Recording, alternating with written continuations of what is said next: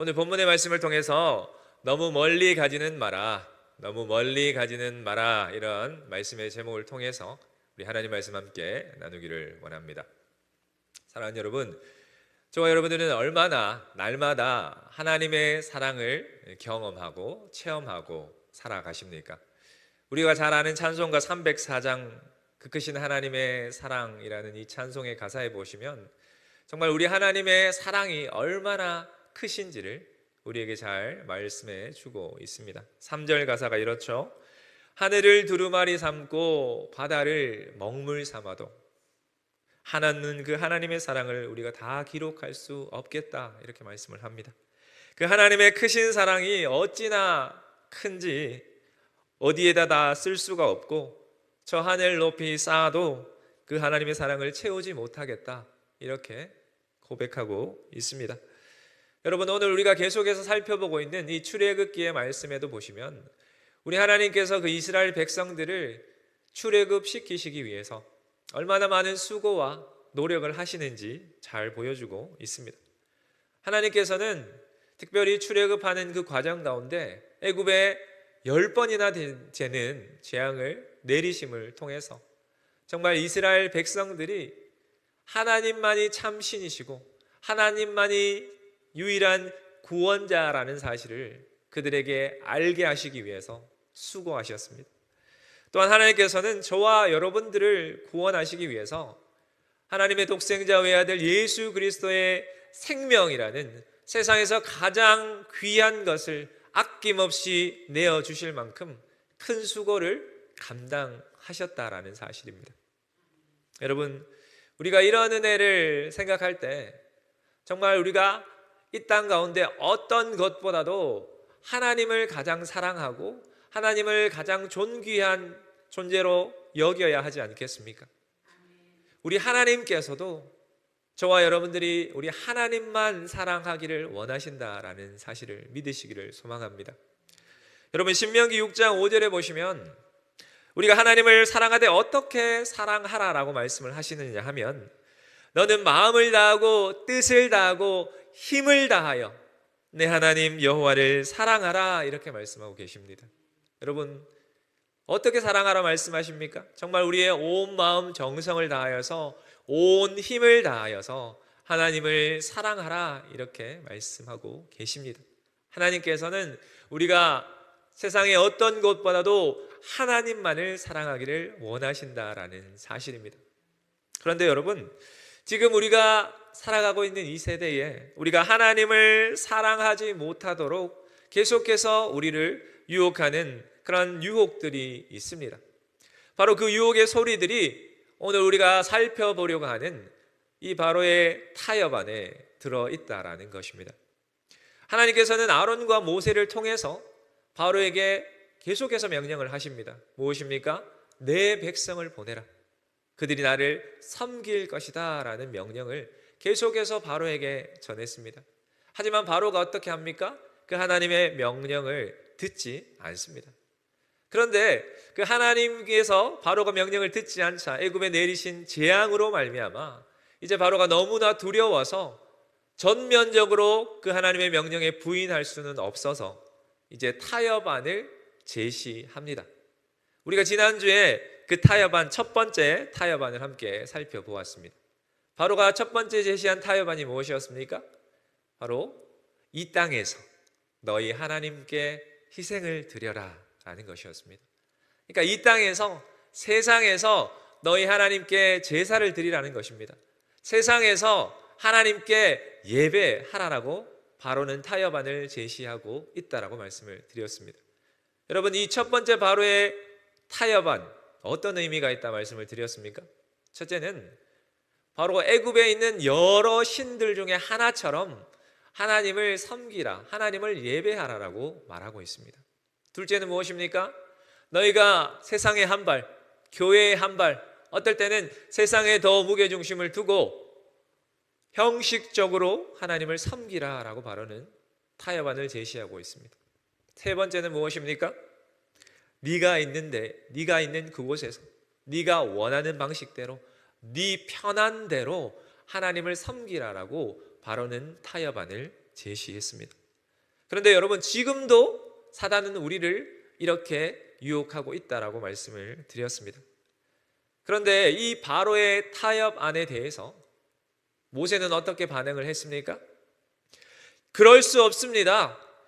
우리는 하나님께서 명하시는 대로 하나님을 예배해야 합니다 라고 단박에 그 바로의 타협안을 거절했다라는 것입니다. 그랬더니 바로가 또다시 두 번째 타협안을 제시하고 있습니다. 그 두 번째 타협안이 바로 오늘 본문 28절의 말씀입니다. 오늘 본문 28절 이렇게 기록하고 있습니다. 바로가 가로되 내가 너희를 보내리니 너희가 너희 하나님 여호와께 광야에서 희생을 드릴 것이나 너무 멀리는 가지 마라. 그런즉 너희는 나를 위하여 기도하라. 이런 말씀입니다. 그래, 좋다. 그럼 너희가 광야로 가서 하나님께 제사를 드려라.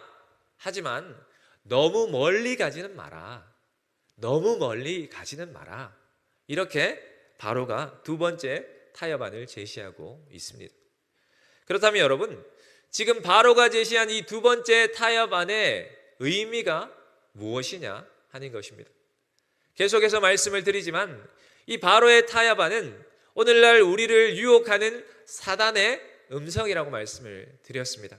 그렇다면 우리가 오늘 하나님의 말씀을 함께 살펴보면서 사단의 유혹이 어떤 것인지를 우리가 함께 살펴보고 그 사단의 유혹을 하나님의 능력으로 넉넉히 이겨나갈 수 있는 저와 여러분들 되시기를 소망합니다.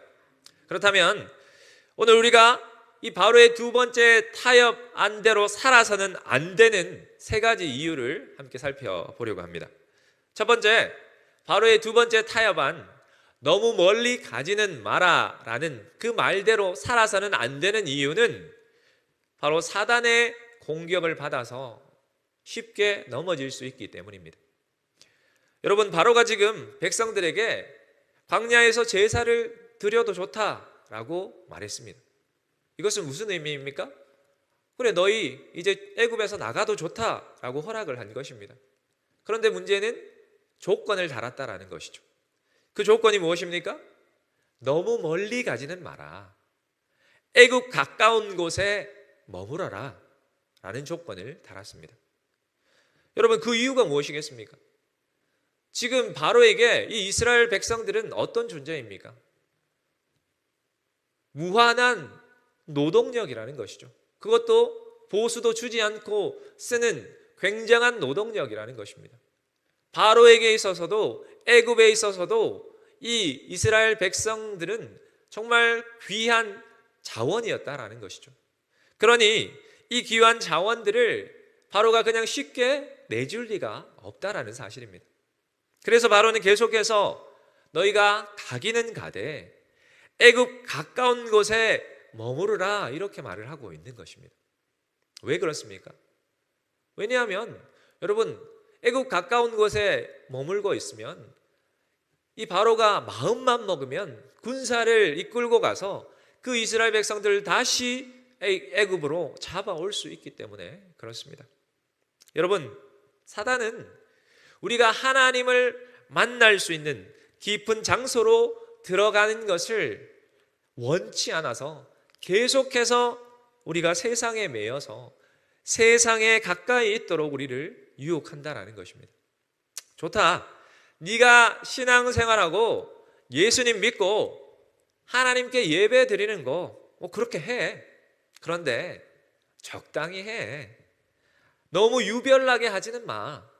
그냥 적당하게 신학의 가장자리에 머물면서 세상과 가까운 곳에 머물면서 하나님을 깊이 만날 수 있는 곳으로는 가지 마 라고 사단은 지금도 우리를 유혹하고 있습니다.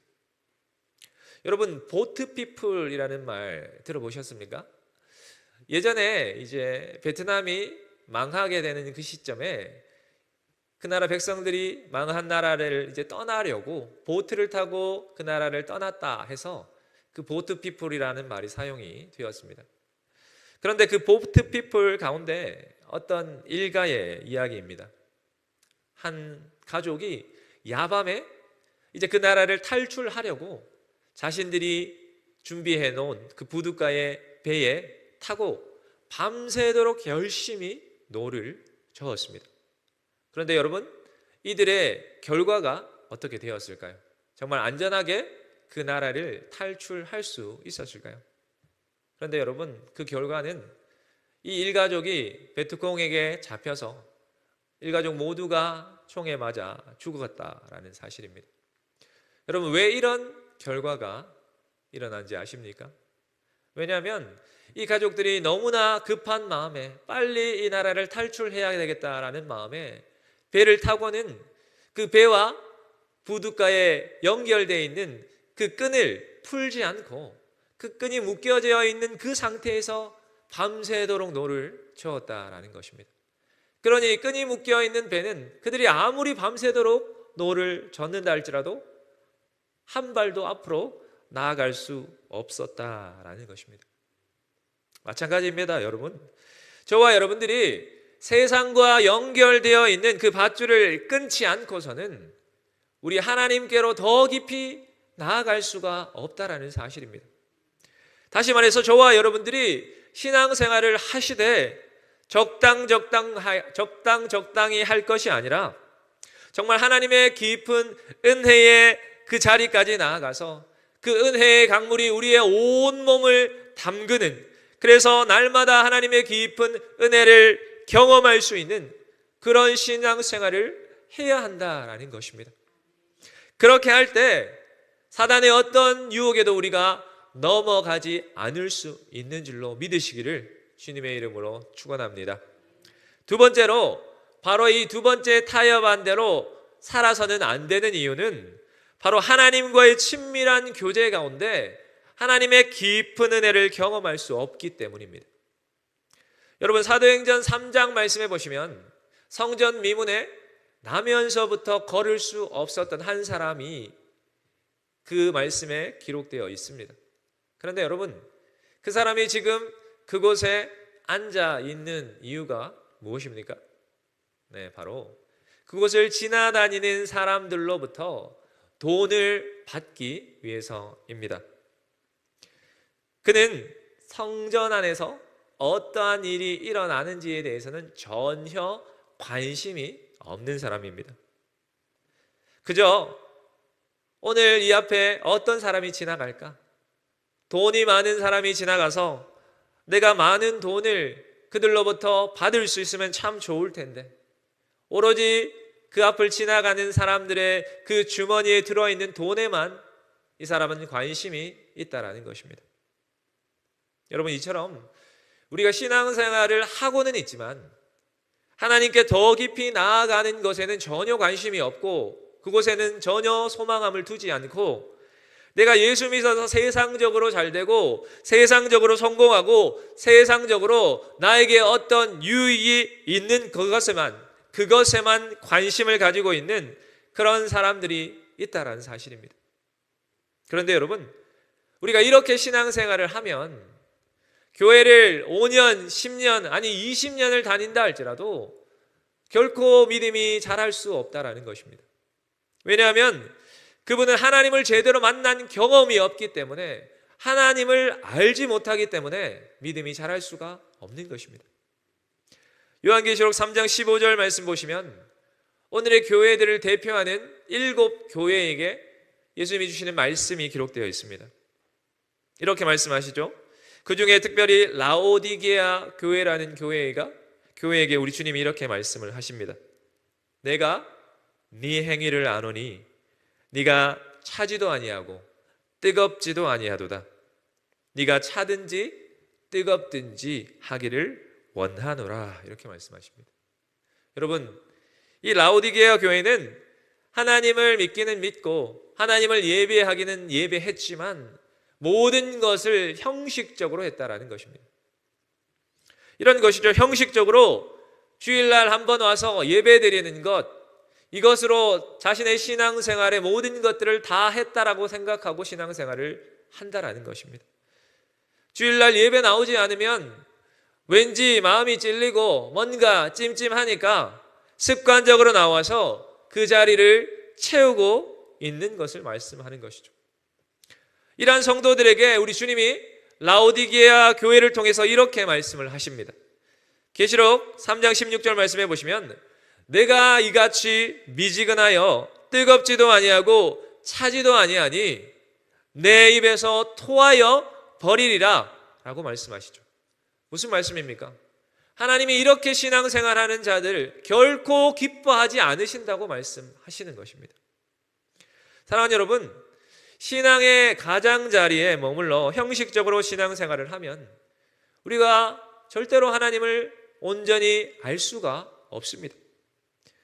여러분, 세상 일도 마찬가지지 않겠습니까? 우리가 무슨 일을 하더라도 정말 적당히 해서 어떠한 일을 제대로 해낼 수 있겠느냐 하는 것입니다. 운동을 하든 공부를 하든 직장 생활을 하든 사업을 하든 아니 가정을 이루든 어떤 일을 하더라도 적당히 대충 해서는 되는 일이 있을까요? 결코 없다라고 생각합니다. 여러분, 선수들이 운동 경기에 참여하여서 작은 메달 하나를 따기 위해서도 그들이 얼마나 그 대회에 나가기 전까지 피땀 흘려 수고하고 노력합니까?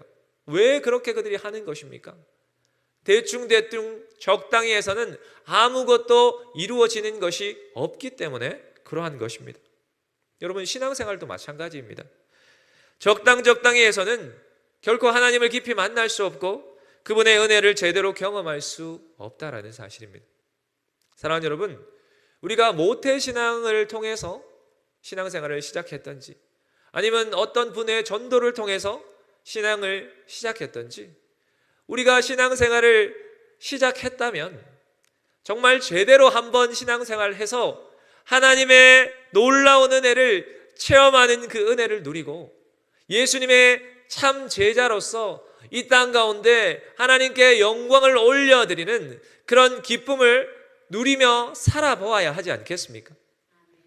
바라기는 우리의 신앙이 하나님의 깊은 은혜의 그 자리까지 나아가실 수 있으시기를 주님의 이름으로 축원합니다. 세 번째로, 바울의 이 두 번째 타협한 대로 그렇게 살아서는 안 되는 세 번째 이유는 바로 나를 부르신 그 하나님의 사명에 합당한 인생으로 살면서 세상에 거룩한 영향력을 흘려보낼 수 없기 때문에 그렇습니다. 여러분, 하나님께서는 저와 여러분들을 이 땅에 분명한 이유와 목적을 가지고 이 땅에 태어나게 하신 줄로 믿습니다. 여러분, 이 땅에 그냥 우연히 아무 이유 목적 없이 온 인생은 아무도 없습니다. 하나님께서 저와 여러분들을 향한 분명한 계획을 가지시고 우리를 이 땅으로 오게 하셨다라는 사실입니다. 저와 여러분들을 향하신 하나님의 계획은 창세 전부터 하나님이 계획하셨다라는 것을 우리는 결코 잊지 말아야 할 것입니다. 그렇기에 우리 하나님께서는 이 땅에서 하나님의 구속사, 하나님의 구원 역사를 우리와 함께 동력하셔서 그 일을 하기를 원하시는 것입니다. 그것을 위해서 저와 여러분들을 부르셨고 그 일들을 위해서 저와 여러분들과 함께 동력하기를 원하시는 것, 그것이 바로 하나님의 마음이십니다. 그런데 여러분, 우리가 신앙생활을 하기는 하는데 신앙의 언저리, 신앙의 가장자리에서 아웃사이더처럼 머물고 있으면 하나님께서 어떻게 하나님의 그 구원 역사를 우리와 동력하실 수가 있겠느냐 하는 것입니다. 그러한 우리의 모습을 보실 때 우리 하나님이 얼마나 안타까워 하시겠느냐 하는 것입니다. 사랑하는 여러분, 저와 여러분들은 분명히 하나님께서 이 땅에 보내셨고 우리와 동력하고 싶어 하십니다. 그런데 저와 여러분들이 하나님을 만날 수 없는 그런 신앙의 가장자리에 머물러 있다면 하나님께서는 도저히 저와 여러분들을 사용할 수 없다라는 사실을 분명히 기억하셔서 은혜의 깊은 곳까지 날마다 나아가시기를 주님의 이름으로 축원합니다. 우리가 좀 전에 함께 살펴보았던 사도행전 3장 이야기를 조금 더 하면서 설교를 마무리하려고 합니다. 여러분, 그 앞을, 자신의 앞을 지나가는 사람들의 그 주머니 속에 있는 돈에만 관심이 있었던 그 사람 앞을 사도 베드로와 요한이 지나가게 됩니다. 이 사람은 여전히 그들을 향해서 무엇을 요구하며 그들을 쳐다보고 있었을까요? 그들에게서부터 뭔가 얻을 것이 있을까 하면서 그들을 집중했다라는 것입니다. 그런데 여러분 아시는 것처럼 이 베드로와 요한, 예수님의 제자로서 예수님과 3년 동안 동고동락하면서 예수님 가장 가까운 곳에서 함께 예수님과 살았던 그런 제자들 아닙니까? 그런데 예수님 십자가 지시게 되었을 때 그들은 어떻게 행동하였습니까? 예수님을 버리고 떠났고, 수제자라고 하는 베드로는 예수님을 저주하고 부인하기까지 했다라는 사실입니다. 하지만 여러분, 하나님이 은혜를 베풀어 주시고 성령께서 이 땅에 임재하시는 그 사도행전 2장의 오순절 날 성령의 강력한 임재를 경험한 베드로, 온전한 새 사람으로 변화되었습니다. 그래서 이 사도 베드로의 설교를 통해서 3,000명, 5,000명이 주께로 돌아오는 놀라운 은혜의 역사가 있었다고 사도행전은 말씀하고 있습니다.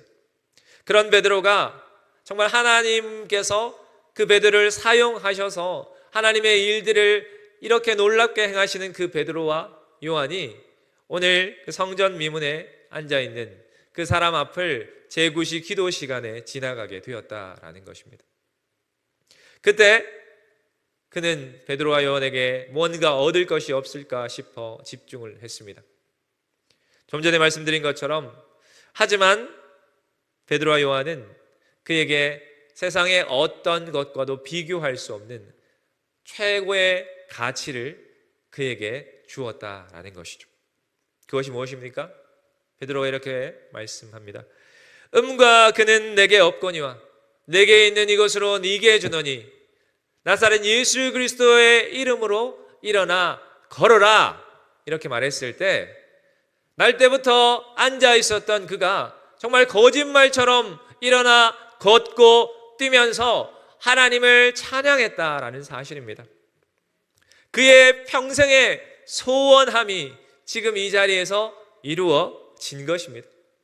사랑하는 여러분, 우리 하나님께서도 정말 이 베드로처럼 저와 여러분들을 하나님의 구원 역사 가운데 사용하기를 원하시는 줄로 믿습니다. 그렇다면 여러분, 우리는 어떻게 해야 합니까? 그리고 또한 사단은 우리가 하나님의 역사에 사용되지 못하도록 계속해서 우리를 지금도 유혹하고 있습니다. 너희가 너무 멀리 가지는 마라. 세상으로부터 너무 멀리 떨어져 가지는 마라. 세상 가까운 곳에서 형식적으로 예배해라. 이렇게 사단은 계속해서 우리를 유혹하고 있는 것입니다. 하지만 우리 하나님께서는 다시 한번 저와 여러분들에게 이렇게 말씀하십니다. 히브리서 4장 16절 말씀입니다. 그러므로 우리는 긍휼하심을 받고 때를 따라 돕는 은혜를 얻기 위해서 은혜의 보호자 앞에 담대히 나아갈 것이니라. 아멘. 여러분, 은혜의 보호자 앞까지 나아가라는 말씀은 너희가 성막의 지성소까지, 지성소 깊은 곳까지 나아가라는 말씀입니다. 지금 하나님께서 지성소 깊은 곳까지, 하나님의 언약궤가 있는 그 깊은 곳까지 나아가라고 말씀하고 있는 것입니다. 우리 하나님이 왜 그렇게 말씀을 하고 계신 것입니까? 왜냐하면 그곳에서 하나님의 깊은 임재를 경험할 수 있기 때문에 그렇습니다. 하나님께서는 저와 여러분들에게 때를 따라 돕는 은혜를 주시기를 원하고 계십니다. 그런데 여러분, 우리가 그 은혜를 제대로 체험하기 위해서 우리는 어떻게 해야 한다고 성경은 말씀하고 있습니까? 지성소 깊은 곳까지, 하나님의 은혜의 그 깊은 곳까지 우리가 나아갈 때 하나님께서 우리에게 때를 따라 돕는 은혜를 베풀어 주신다라고 말씀하고 있습니다. 우리가 그러한 은혜를 경험할 때 저와 여러분들이 하나님의 귀한 구속사의 도구로, 참된 사명자로 살아갈 수 있다라는 사실을 반드시 기억하시기를 주님의 이름으로 축원합니다. 말씀을 정리하겠습니다. 사랑하는 여러분, 하나님께서는 저와 여러분들을 하나님의 구속사의 놀라운 동역자로 함께 사역하기를 원하시는 줄로 믿습니다. 그래서 우리 하나님께서는 저와 여러분들을 부르셨고 오늘도 저와 여러분들에게 이렇게 말씀하고 계십니다. 사랑하는 아들아, 사랑하는 딸아, 나와 깊이 교제하자. 내가 너에게 은혜를 베풀어 주기 위해서 나를 깊이 만날 수 있는 장소로 나아오라 라고 우리 주님은 지금도 저와 여러분들에게 말씀하고 계신 줄로 믿습니다. 여러분, 우리가 은혜의 보좌 앞으로 깊이 나아갈 때 어떤 사단의 유혹에도 넘어지지 않을 수 있고 하나님을 더욱 깊이 체험할 수 있으며 하나님의 동력자로서 이 땅 가운데 놀라운 하나님의 일을 우리가 감당하게 될 수 있는 줄로 믿습니다. 그러한 삶을 위해서 정말 그렇게 하나님께 영광 돌려드리는 삶을 위해서 날마다 광야 깊이 나아가셔서 하나님만 예배하시는 저와 여러분들 다 되시기를 주님의 이름으로 축원합니다. 축원합니다.